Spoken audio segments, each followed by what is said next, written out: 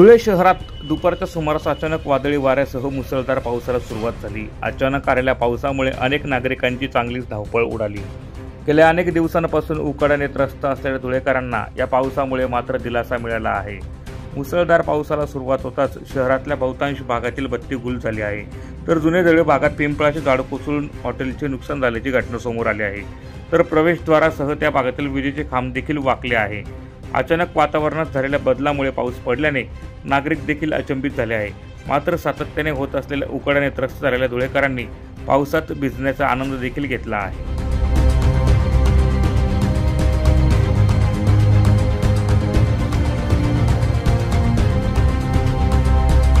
हवामान खात्याच्या अंदाजानुसार 5 मे ते 7 मे पर्यंत महाराष्ट्रभरात पाऊस पडण्याची शक्यता वर्तवण्यात आली होती। हवामान खात्याच्या अंदाजानुसार वातावरणात बदल होऊन पावसाला सुरुवात झाली। शहरासह जिल्ह्यातल्या अनेक भागात या पावसाने दमदार हजेरी लावली। मात्र अचानक आलेल्या या पावसामुळे शेतकऱ्यांच्या पिकाला मात्र धोका निर्माण झाला आहे।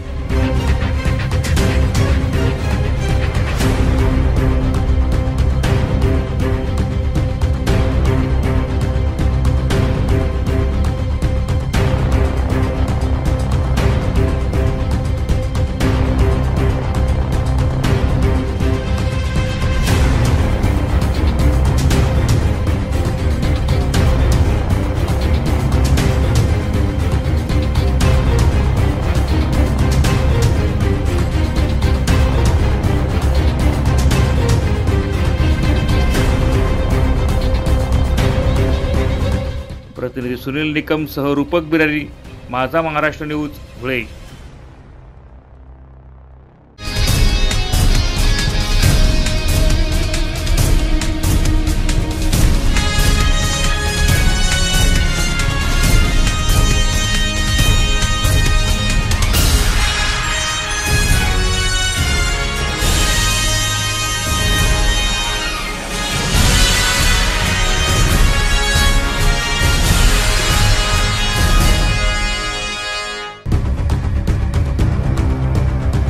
धुळे सुरत महामार्गावर सोमवारी सायंकाळच्या सुमारास कोंडाईवारी घाटात महाराष्ट्र राज्य परिवहन महामंडळाच्या बसचा भीषण अपघात झाला। बस चालकाचा घाटातील वळणावर ताबा सुटल्याने बस सुमारे 10 ते 15 फूट खाली रस्त्यावर कोसळली। या दुर्घटनेत बसमधील 43 प्रवाशांपैकी सुमारे 20 ते 25 प्रवासी गंभीर जखमी झाले आहेत। अपघाताच्या प्रत्यक्षदर्शी प्रवाशांनी दिलेल्या माहितीनुसार बस अत्यंत भरधाव वेगात होती।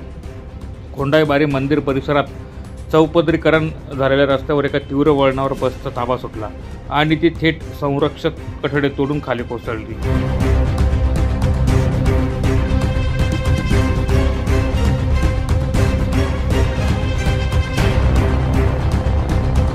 मी धुळ्याहून सुरत येत होतो बसमध्ये। मी कॅबिनमध्ये बसलो होतो। कोंडाईवारीच्या घाटवरती पुण्याच्या बस ट्रक आणि ओव्हरटेक करत होते। ट्रक आणि बसवाला एक टर्निंगवरती एक ट्रकवाल्याने कट मारला। टर्निंगला डायरेक्ट बस खाली गेली। तर डायरेक्ट खाली म्हणजे विरुद्ध दिशेला गेली। तर डायरेक्ट खाली कम से कम दोन कोलांट्या खाल्ल्या बसने 2 कोलांट्या खाल्ल्या। तो पुढे खाई होती पुढे खाई होती। ते गेला सुद्धा आम्ही एक पण बसलो नाही असतो। आमचं नशीब चांगलं, त्या पुढे खाई होती ते आम्ही बसलो। बस बी चोरा झाली असती आणि आमचे बी कपात झाला असतं। आम्ही बसलेलो। काय झालं, कसं काय झालं ताई? आता ड्रायव्हर आम्ही मागे बसलेलो, एकदम गाडी चालूच होती। गाडी चालू असताना खाली। आणि कुठून बसले होते तुम्ही? आम्ही कुठे चालले होते? सुरतला। पावडोड्या मारायला लागलो आम्ही, डायरेक्ट खाली चुकली। म्हणजे खाडी थोडीशीच राहिली कोंडाईवारी घाटात। बाकीची एक बाईचे तर पूर्ण डोकं चिपलेलं, त्यांना कुठे घेऊन गेले काय माहिती। तिथं चालू एक माणसाचा हात गेलेला आहे, पूर्ण जखम झाली। आम्हाला मुक्का मार लागलेला आहे। माझ्या पप्पाचा बी हात घेत नाही। हा का? बोललो मी बनवून आमचा हा हात मुक्का मार लागलाय आम्हाला। किती लोक असतील? सीट प्रमाणे सर्व सुरतचे दोघे। बस फुल होती? फुल म्हणजे बसलेले तर उभं राहणार कोण नव्हतं, म्हणजे 56 सीट असतील। आणि एक अर्धा अपघाताची माहिती मिळताच स्थानिक नागरिकांनी तात्काळ मदतीला धाव घेतली. 108 रुग्णवाहिकेच्या मदतीने गंभीर जखमींना दहिवेल येथील शासकीय रुग्णालयात दाखल करण्यात आले. किरकोळ जखमींना विसरवाडी येथील ग्रामीण रुग्णालयात उपचारासाठी हलवण्यात आले. अत्यवस्थ जखमींना नंदुरबार जिल्हा रुग्णालय व धुळे शासकीय रुग्णालयात हलवण्यात आले. या भीषण अपघातामुळे परिसरात शोककळा पसरली असून अपघातग्रस्त प्रवाशांच्या नातेवाईकांमध्ये चिंतेचे वातावरण निर्माण झाले होते.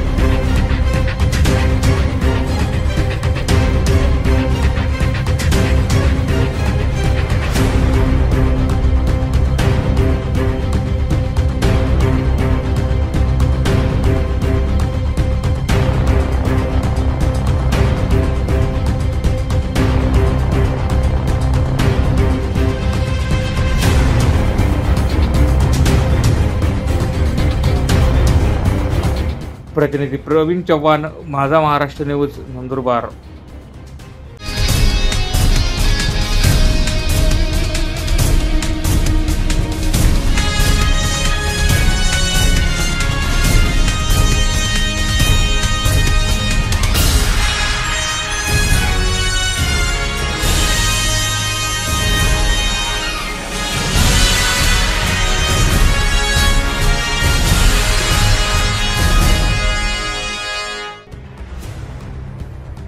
पाच मे 2025 रोजी सायंकाळी 5 वाजता सुमारास शिरपूर गरताड रस्त्यावर हॉटेल सिटी गार्डनच्या पुढे 25 ते 30 वयोगटातील तरुणाचा मृतदेह मिळून आला आहे. माहिती मिळताच थाळनेर पोलीस स्टेशनचे सहाय्यक पोलीस निरीक्षक शत्रुघ्न पाटील आपल्या कर्मचाऱ्यांसह घटनास्थळी पोहोचले. पंचनामा करून शवविच्छेदनासाठी उपजिल्हा रुग्णालय येथे मृतदेह पाठवण्यात आला. मयताच्या डाव्या हातावर अर्धवट दिलचे चिन्ह गोंदलेले असून काळ्या रंगाची जीन्स पॅन्ट, पांढऱ्या रंगाचा लांब बाईचा शर्ट घातलेले असून सोबत भगव्या रंगाचा रुमाल आहे. तरुणाचा मृत्यू घातपाताने झाला की आत्महत्या याचा तपास करण्याचे आव्हान थाळनेर पोलिसांसमोर उभे राहिले आहे. घटनास्थळी धुळे जिल्हा पोलीस अधीक्षक श्रीकांत ढिवरे, शिरपूर पोलीस उपविभागीय पोलीस अधिकारी सुनील गोसावी यांनी भेट देऊन पाहणी करून थाळनेर पोलिसांना मार्गदर्शन केले आहे.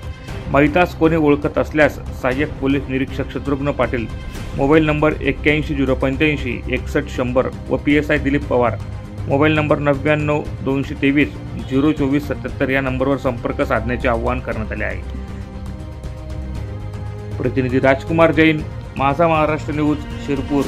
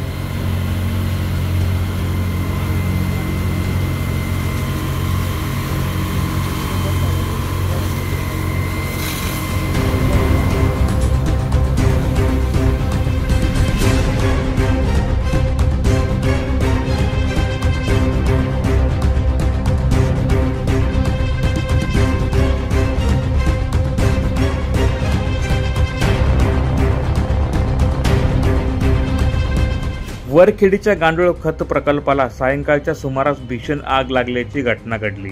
या आगीमध्ये गांडूळ खत प्रकल्पाचे मोठ्या प्रमाणात नुकसान झाल्याची माहिती समोर आली आहे. तर आजूबाजूच्या शेतकऱ्यांच्या शेतीचे देखील मोठ्या प्रमाणात नुकसान झालं आहे.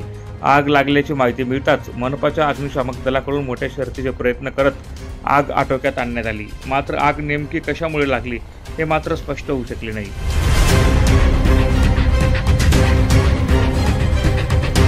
जय महाराष्ट्र.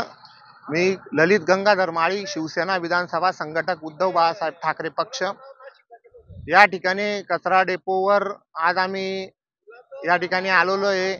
गेल्या 15 दिवसापासून या ठिकाणी आग लागलेली होती. काल तर इतक्या मोठा स्वरूप धरलेला होता की 25 बंब पाण्याचे या ठिकाणी आल्यानंतरही आग विझत नव्हती. आजही आग चालू आहे. आपण बघत असणार हे सर्व जो काही प्रकार घडतो, कचरा विघटनासाठी, घनकचरा व्यवस्थापनासाठी जे काही पैसे शासनाकडनं येतात त्या कचरा विघटन न करता त्याच्यावर कोणती मॅट्रिक प्रोसेस न करता यांची सर्व मशिनरी बंद आहे आणि तो कचरा विघटन करायचा नाही आहे, त्याला आग लावून द्यायची आणि ती आग लावून ते सर्व पैसे शासनाकडनं हे करायचे, डंप करायचे, यासाठी हे सर्व प्रकार या ठिकाणी घडत असतो। आणि वेळोवेळी आरोप करून सुद्धा या ठिकाणी कोणती चौकशी लावली जात नाही आणि कोणावरही या ठिकाणी दोष कोणावर काही दिला जात नाही।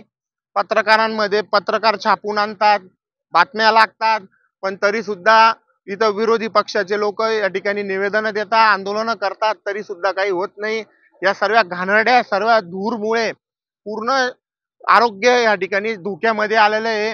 धुणधुळा असेल, पेडबाग असेल, वरखेडी असेल, त्याच्यानंतर सर्व जो काही मार्केटच्या मागचा जो काही परिसर असेल, ही सर्व हवा पसरते आणि याच्यातला सर्व विषारी धूर लोकांच्या श्वसनात मध्ये जातो आणि अनेक प्रकारचे आजार या ठिकाणी उद्भवतात। तरी सुद्धा प्रशासनाला याची काहीही एक घेण देण नाहीये। यांना फक्त पैसे भ्रष्टाचार करण्यासाठीच या ठिकाणी हा कचरा डेपो आहे असंच ते समजतात, असा आमचा स्पष्ट आरोप आहे। याची चौकशी झाली पाहिजे। एवढ्या मोठ्या प्रमाणावर या ठिकाणी दरवेळी आग लागली जाते आणि याच्यामध्ये का लागते, एकदा लागली, दोनदा लागली, 5-5 वर्ष सलग आगच लागते का? रोज रात्री आग लागते। आग्रा रोड नॅशनल हायवेवर तर तुम्ही वरकडे ब्रिजवर जर गेले तर रात्री 1:30 वाजता समोरचा माणूस पण दिसत नाही, एवढा प्रचंड धूर राहतो, एवढी मोठ्या प्रमाणावर आग लागलेली राहते। ही सर्व आग लावून यांनी हे सर्व भ्रष्टाचाराचा मूळ या ठिकाणी आहे। आमचा आरोप आहे की जिल्हाधिकाऱ्यांनी आता लक्ष द्यावं। आयुक्त तर लक्ष देऊच शकत नाही, विभागीय आयुक्तांनी लक्ष द्यावं आणि मंत्रालयात जे काही सचिव असतील या डिपार्टमेंटचे त्यांनी लक्ष द्यावं आणि यांच्यावर कठोर कारवाई करावी, अशी आमची शिवसेना उद्धव बाळासाहेब ठाकरे पक्षातर्फे आमची मागणी आहे। जय हिंद, जय। नमस्कार, मी पत्रकार व्यंगचित्रकार राजेंद्र सोनार। गेल्या 10 वर्षापासून या इथे कचरा डेपोला जे वारंवार आगी लागतात त्या विरोधात मी आवाज उठवण्याचा प्रयत्न करतो। गेल्या फेब्रुवारी महिन्यापासून मी 15-20 वेळा या ठिकाणी आलो। रात्री 11 वाजता सुद्धा आम्ही आगी लागल्याच्या घटना कॅमेऱ्यात कैद केल्या। जे आगी लावतात त्यांचे व्हिडिओ मनपाला दिले, मनपाने फक्त अज्ञात व्यक्तीच्या विरोधात गुन्हा दाखल केला व त्यावरती पुढे काही कारवाई झालेली नाही। आगी लावणाऱ्या व्यक्तीचा व्हिडिओ असताना त्या ठिकाणी मनपाने कोणतीच कारवाई केली नाही किंवा पोलिसांच्या मागे लागून हे प्रकरण तडीत जावं असं मनपालाही वाटलं नाही, कारण या ठिकाणी काहीतरी झोल दिसतोय। या आगी ह्या आपोआप लागत नाही। फेब्रुवारी महिन्यामध्ये वातावरण थंड असतं, मनपा म्हणते की ते उष्णतेमुळे गॅस तयार होऊन त्याला आगी लागतं, हे धडधडीत खोटं आहे। संपूर्ण महाराष्ट्रात प्रत्येक गावामध्ये कचरा डेपो आहे व असं जर उष्णतेमुळे आगी लागल्या असत्या तर पेपरमध्ये रोज बातम्या आल्या असत्या। बरं, याचा आगीचा असा वाईट हे होतो, या ठिकाणी प्लॅस्टिक असतं, ते प्लॅस्टिक मोठ्या प्रमाणात जळतं। त्या प्लॅस्टिकच्या धुरामुळे लहान मुलांवरती, म्हणजे कमीत कमी 5 किलोमीटर परिसरामधील लहान मुलं असतील, वयस्क लोक असतील, त्यांना फुफ्फुसाचा त्रास वाढतो, डॉक्टरकडे जावं लागतं, त्यांचं आयुष्यमान कमी होतं। हा जो प्रकार आहे हा गंभीर आहे। पर्यावरणाचं मोठं नुकसान याच्यामध्ये होत आहे आगी लागल्यामुळे। तर महाराष्ट्र सरकारने याच्यावर कडक पावले उचलून या संबंधित लोकांवरती मकोका लावून आगी लावणाऱ्या लोकांवर कारवाई केली तर हा प्रकार बंद होईल। गेल्या अनेक वर्षांपासून वरखेडी रोड भागातील कचरा डेपोसह इतर भागाला आग लागल्याच्या वारंवार घटना घडत आहे। नेमक्या आग कशामुळे लागत आहे? आग लागत आहे की लावली जात आहे, असा प्रश्न या निमित्ताने उपस्थित होत आहे। याबाबत पत्रकार राजेंद्र सोनार व शिवसेनेचे ललित माळी यांनी या आगीमागचं नेमकं गौड बंगाल काय ते शोधण्याचा प्रयत्न केला। आग लावणाऱ्यांचे व्हिडिओ देखील मनपा प्रशासनाला दिले, मात्र मनपा प्रशासनाने ज्या विघ्न संतुष्टी लोकांविरोधात गुन्हा दाखल करण्यास टाळाटाळ का केली, त्यांना पाठीशी घालण्याचं कारण काय? या कटात मनपाचे अधिकारी व कर्मचारी देखील सहभागी आहे का, असे अनेक प्रश्न या निमित्ताने उपस्थित होत आहे। मात्र मनपा प्रशासनाने वेळीच उपाययोजना न केल्यास भविष्यात मोठी दुर्घटना घडण्याची दाट शक्यता निर्माण झाली आहे।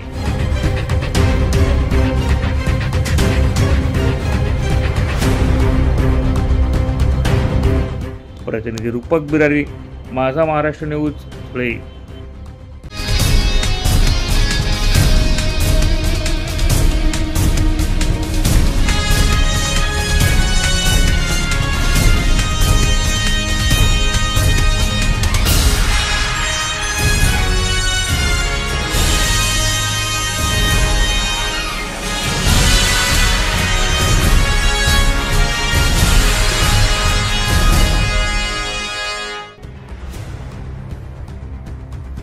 पावसाळ्यापूर्वी मनपाच्या माध्यमातून शहरातील विविध नाले साफसफाई करण्याची मोहीम घेतली जाते, मात्र प्रत्यक्षात नाले सफाई केवळ कागदावरच दाखवले जात असल्याचा आरोप शिवसेनेने केला आहे।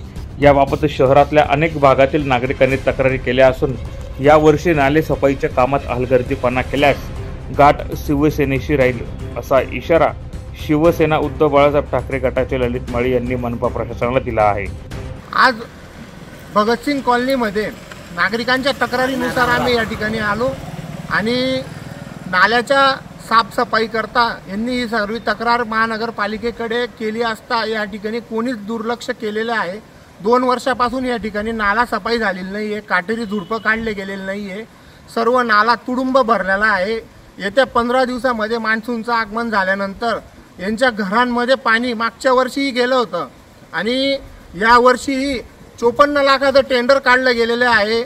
Poclain machine, JCB machine, tractor machine फक्त नावावर दाखवले जातात आणि कोणीही हे नाले साफसफाई करण्यासाठी या ठिकाणी येत नाही, अशी नागरिकांकडनं नेहमी सतत तक्रार केली जाते। आपण पाहिलं असेल आता या नाल्यांच्या सगळ्या पूर्णपणे भरलेले असून या कचऱ्यामुळे पाणी पुढे पास होण्यासाठी जागा नाही आहे। कोणी बांधकाम मटेरियल या ठिकाणी अडकावून ठेवलं आहे पुलाजवळ, त्याच्यामुळे पुढे जात नाही आहे।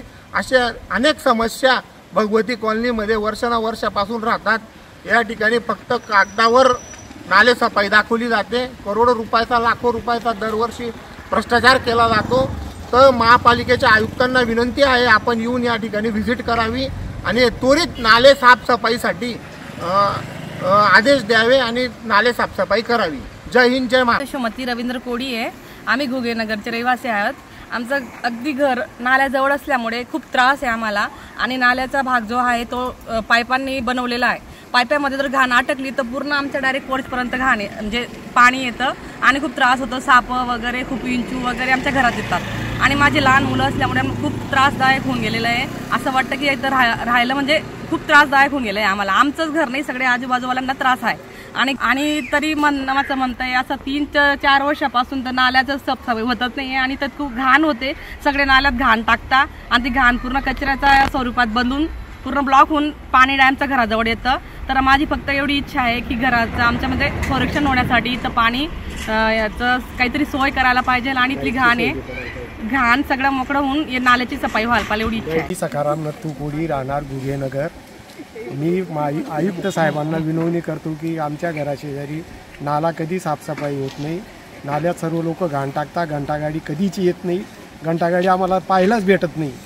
म्हणून मी कडकडीची विनंती करतो, घंटागाडी येत नाही म्हणून लोक आजूबाजूच्या परिसरातले लोक नाल्यातच कचरा टाकतात। नाला पूर्ण जाम होऊन आम्हाला पुढील समस्येला व संकटाला सामोरे जावं लागतं। दरवर्षीप्रमाणे यावर्षी देखील मनपाकडून नाले सफाईसाठी 54 लाख रुपयांचे टेंडर काढण्यात आला आहे। या कामाकरिता 2 पोकलँड, 4 JCB व 2 ट्रॅक्टर एवढाच साधनांचा उल्लेख करण्यात आला आहे।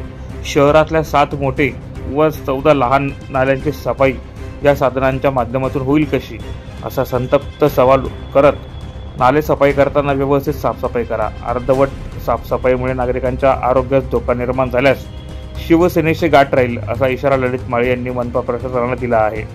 पावसाळ्यापूर्वी शहरातील नाले पूर्णपणे स्वच्छ होणार का, की पुन्हा एकदा नाल्यातील पाणी तुंबून नागरिकांच्या घरात घुसणार, हे पाहणं महत्त्वाचं ठरणार आहे।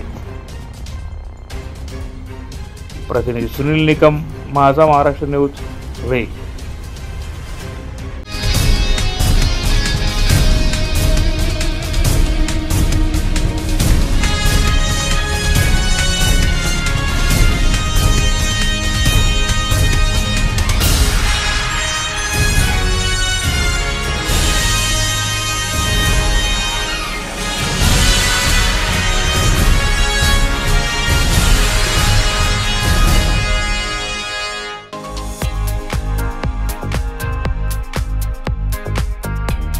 अक्कलकुवा अक्राणी विधानसभा मतदारसंघाचे आमदार आमशा पाडवी यांच्या हस्ते मतदारसंघातील विविध विकास कामांचं उद्घाटन व भूमिपूजन करण्यात आलं आहे। यात अक्कलकुवा येथील केशवनगर, हवालदार फळी, मकराणी फळी येथे आरोग्य उपकेंद्राचे व राजमोई येथे दलित वस्तीतील पेवर ब्लॉक बसविण्यासह विविध विकास कामांचं उद्घाटन आमशा पाडवी यांच्या हस्ते करण्यात आलं आहे। यावेळी शिवसेनेच्या पदाधिकाऱ्यांसह मतदारसंघातील नागरिक व अधिकारी मोठ्या संख्येने उपस्थित होते.